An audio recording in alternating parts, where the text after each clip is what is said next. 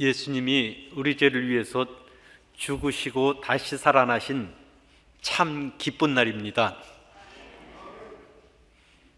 세상에서 제일 무서운 것이 있다고 한다면 죽음일 텐데, 그 죽음의 권세를 깨뜨리시고 하나님의 능력으로 살아계신 우리 주님을 찬양합니다. 성탄절은 예수님이 이 땅에 우리를 구원하시려고 오신 귀한 날이고, 성금요일은 우리 죄를 위해서 십자가에서 죽으신 귀한 날이고, 부활하신 오늘 부활절은 참 기쁜 날입니다. 예수님께서 말씀하시기를 새 언약의 피로 십자가에서 우리들의 구원을 이루시겠다고 말씀하시고 3일 후에 다시 살아나겠다고 말씀하셨는데, 제자들은 다시 살아난다는 말이 무슨 뜻인지 도무지 이해하지 못했습니다. 여러 번 말씀하셨지만 깨닫지 못하고 자기 생각에 빠져서 듣고 싶은 말만 그렇게 들었던 것 같습니다. 그러나 예수님의 부활을 목격하고 또 성령의 충만함을 받은 제자들은 자신의 목숨을 바쳐서 예수님 부활을 증거했습니다. 리차드 닉슨의 워터게이트 사건을 여러분들 잘 아시죠? 워터게이트 빌딩에서 민주당 전국위원회가 선거 전략을 세우는 것을, 도청장치를 설치했던 것을 리차드 닉슨은 끝까지 위증을 했습니다. 자기는 사기꾼이 아니다, 사기꾼이 아니라고 이야기를 하니까는 국민들이 의심을 했습니다. 결국 모든 진실들이 드러나려고 하는 그때 모든 보좌관들, 고위 관리들은 다 닉슨의 비밀을, 거짓말을 다 폭로하고 말았습니다. 왜요? 자신의 지위와 생명의 위급함을 느꼈기 때문입니다. 제자들이 거짓말을 위해서 자신의 목숨을 바쳤을까요? 그들은 부활하신 예수님을 보고 듣고 만지고 함께 있었던 것을 증거하는데 자신의 목숨을 바치면서 순교의 제물로 자신을 드렸던 것입니다. 예수님의 죽으심과 부활이 우리 각자에게 어떤 의미가 있는지 오늘 본문을 살펴보며 함께 은혜 받기를 원합니다. 예수님을 믿는다는 것은 예수님과 하나가 된다는 것입니다. 남자와 여자가 서로 교제하면서 결심을 하고 일평생 생사고락을 같이 하겠다고 결심을 하고 결혼 언약을 맺습니다. 다 알지는 못하지만 믿고 건강할 때나 병들었을 때나 부할 때나 가난한 때나 당신을 존중히 여기고 귀하게 여기고 사랑하겠습니다. 그렇게 언약을 맺고 그 언약의 증거로 결혼 반지를 서로 나눕니다. 결혼 반지는 결혼 언약, 신실한 결혼 언약의 상징이라고 할 수 있습니다. 오늘 3절에서 보면 로마서 6장 3절 같이 한번 읽어볼까요? 무릇, 같이 읽습니다. 무릇 그리스도 예수와 합하여 세례를 받은 우리는 그의 죽으심과 합하여 세례를 받은 줄을 알지 못하느냐. 세례를 받는 것이 그리스도 예수와 합하여 세례를 받았다. 그것은 그리스도의 죽으심과 합하여 세례를 받았다. 예수님과 합해지는 의미로 세례라는 의식을 가졌다는 것입니다. 남자와 여자가 둘이 한 몸이 되어서 한 가정을 통해서 한 몸인 것처럼 예수님 믿는 사람들은 예수님을 믿고 의지하고 순종하고 사랑하겠습니다 하는 징표로 세례를 받습니다. 세례는 믿음의 외적인 표시입니다. 그 믿음, 세례의 본질적인 의미는 예수님과 합해지는 것, 예수님과의 연합입니다. 결혼 예식, 결혼 반지의 그 본질은 두 사람이 한 몸이 되어서 한 가정을 이루는 것이듯이요. 고린도전서 6장 17절에 보면 주와 합하는 자는 한 영이니라. 예수님을 믿음으로 예수님을 내 마음속에 받아들이면 예수님과 한 영이 된다는 것입니다. 한 생명을 이어받고 한 실체가 되어서 하나가 된다는 것입니다. 놀라운 신비입니다. 예수님은 내 안에 계시고 나는 예수님 안에 계시고 예수님과 나는 하나라는 것입니다.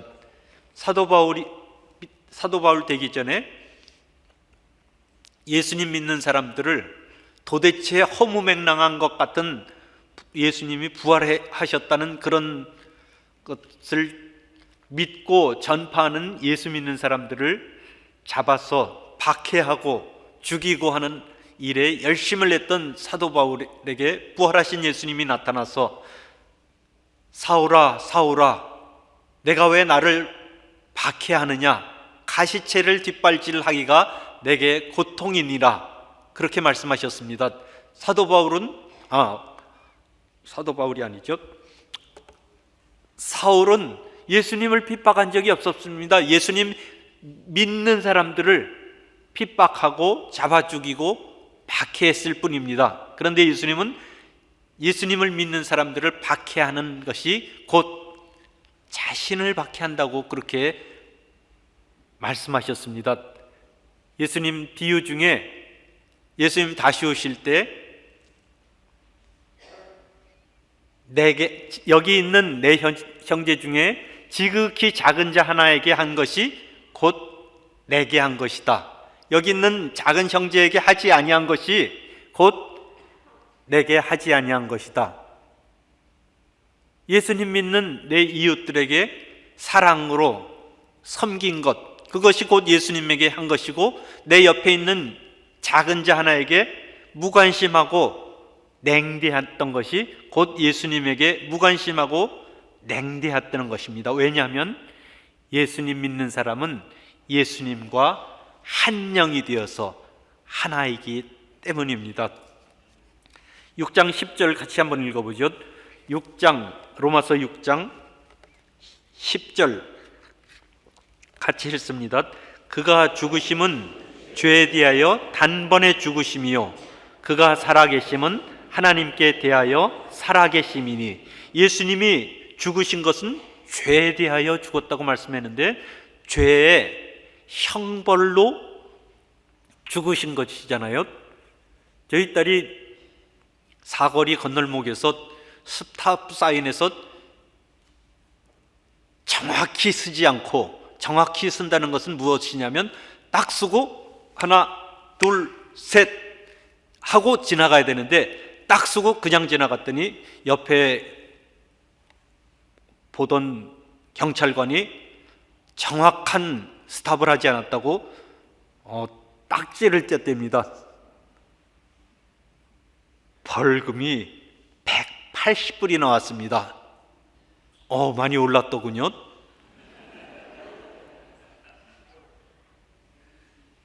법을 지키지 않으면 그 대가를 지불해야 죄 용서함이 됩니다. 죄의 싹은 사망이요. 하나님께서 창세기 2장에 선악을 알게 하는 나무의 열매를 먹지 말라. 내가 먹는 날에는 반드시 죽을 것이다. 이렇게 말씀하셨습니다. 먹지 말라. 먹으면, 죄를 지으면, 하지 말라고 했는데 하면, 죄를 지으면 반드시 죽을 것이다. 죄의 싹은 사망입니다. 우리가 마땅히 죽어야 할 우리 죄인들, 우리의 생각이나 말이나 행동으로 하나님이 하지 말라고 하지 말라고 하는 것을 반역의 죄라고 합니다. Sin of rebellion. 하라, 이렇게 하라, 저렇게 하라, 하라고 한 것을 하지 않은 것, 그것을 태만의 죄라고 합니다. Sin of omission. 하지 말라고 하는데 한 것, 하라고 했는데 하지 않은 것, 그 모든 죄를, 우리의 모든 죄를 예수님께서 십자가에서 대신 지시고 죄에 대하여, 죄의 대가로, 형벌로 죽으셨습니다. 예수님을 믿는 우리들은 예수님과 함께 죄에 대해서 죽은 것을 믿으시기 바랍니다. 3절에 보면 아까 읽었던 그리스도 예수와 합하여 세례를 받은 우리는 그의 죽으심과 합하여 세례를 받은 줄 알지 못하느냐. 예수님이 십자가에서 죽으실 때 우리들은 믿음으로 예수님과 한 영이 된 우리들은 예수님이 죽으실 때 우리들도 죄의 형벌로 십자가에서 죽었다는 것입니다.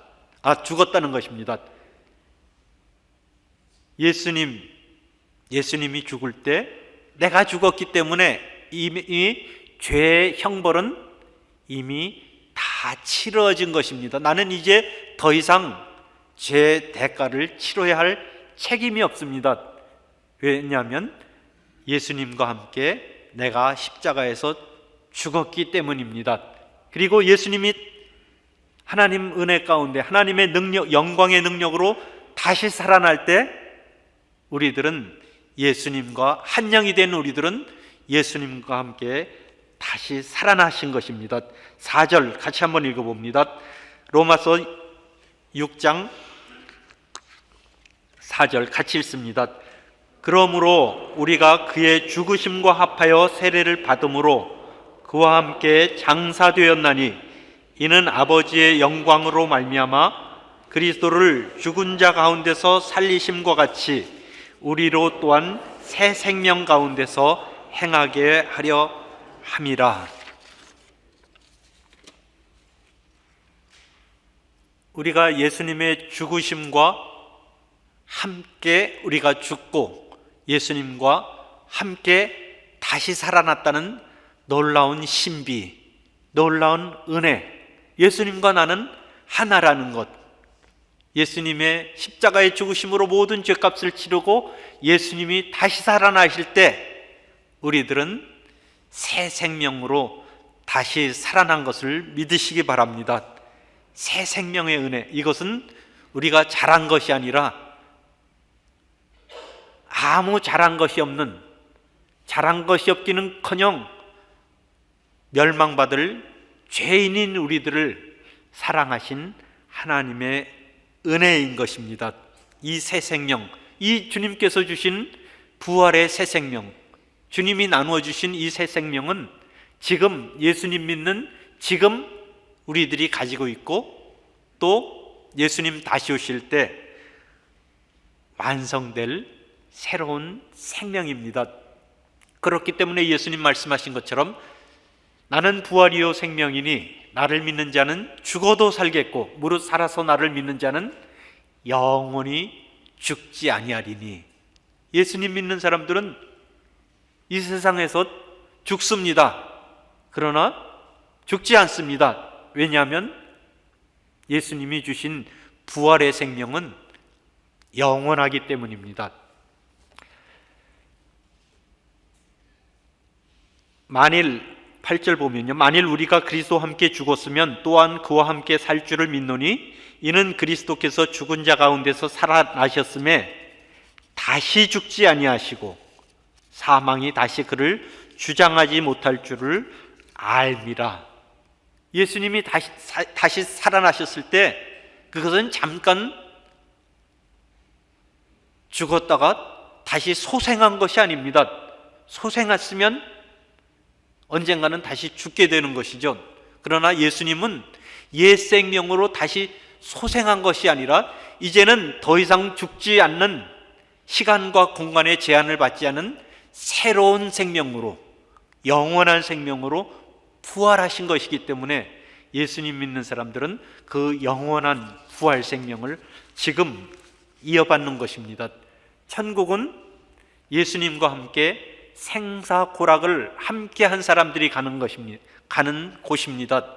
생사고락, 십자가에서 예수님과 함께 죽고 예수님이 부활하실 때 믿음으로 새 생명 가운데 다시 태어난 사람들. 부부가 결혼을 할 때 신부가 큰 부잣집 딸이라 그래서 아버지가 큰 몫을 결혼할 때 큰 몫을 띄워줬다고 한다면 그 큰 재산은 부부의 것이 될 것입니다. 예전에는 신부의 것이지만 결혼하면 한 몸이 되어서 부부의 공동 재산이 됩니다. 만일 신부가 가난한 집에서 빚을 떠안고 왔다고 한다면 그 빚은 부부의 빚이 될 것입니다. 성경에서는 죄를 빚이라고 비유하고 있습니다. 우리가 우리에게 죄 지은 자를 사하여 준 것 같이, 그 말이 원래 뜻에서는 우리가 우리에게 빚진 자를 사하여 준 것 같이 죄는 갚아야 될 빚인데 엄청난 갚지 못할 엄청난 빚을 우리 영적인 신랑 되시는 예수님께서 십자가에서 우리 대신 탕감해 주시고 우리를 새 생명으로 놀라운 은혜를 주신 것을 믿으시기 바랍니다.